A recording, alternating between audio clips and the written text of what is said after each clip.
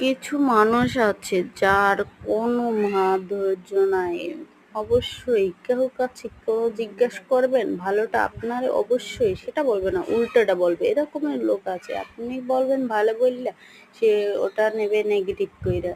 আপনি একটা জিনিস সরল মনে চাইবেন তার কাছে, অবশ্যই সে মাইন্ড করে আপনারে মাইন্ড করবে এবং আপনার সঠিক জিনিসটা দেবে না, কখনো দিবে না। তার চেয়ে আপনি বড় হয়ে যাবেন, তার জন্য আপনার দিতে চায় না, তার জন্যে যে আপনি তার চেয়ে বড় হয়ে যাবেন, তার জন্যে আপনার একটু ডাবাই রাখে। এরকমের লোক অনেক আছে, কিন্তু একটা কথা সবসময় মনে রাখবেন, যা কেউ ক্ষতি কেউ করে না, তার ক্ষতি আল্লাহ করে। কিন্তু কিছু মানুষের উচিত না ক্ষতি করে কেউরে ঢাবাইয়ে রাখুন, এরকমের করা উচিত না। সবাই সবার মতন বড় হোক, সমস্যা কি?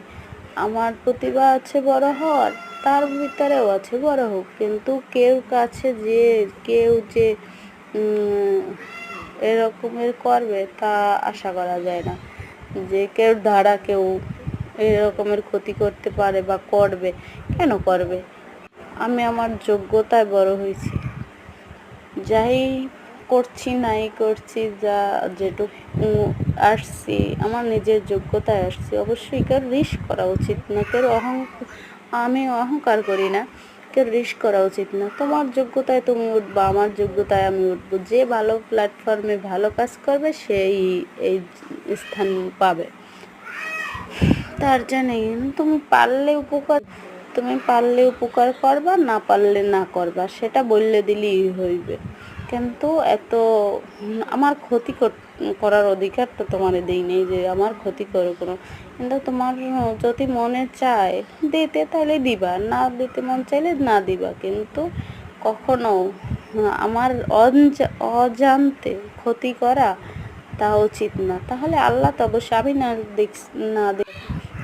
আমি না দেখছি কিন্তু আল্লাহ তো দেখছে অবশ্যই। তার আমার খাতায় থেকে তুমি ফেরেশ থাকলা, কিন্তু আল্লাহর খাতায় তো অবশ্যই তুমি লাল কালির দাগ আছে তোমার।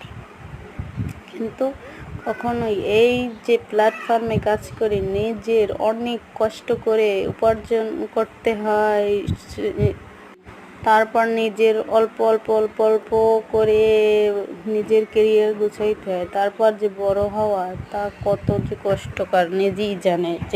যে এই প্ল্যাটফর্মে কাজ করে সেই বোঝে যে কত কষ্ট। গেছে কই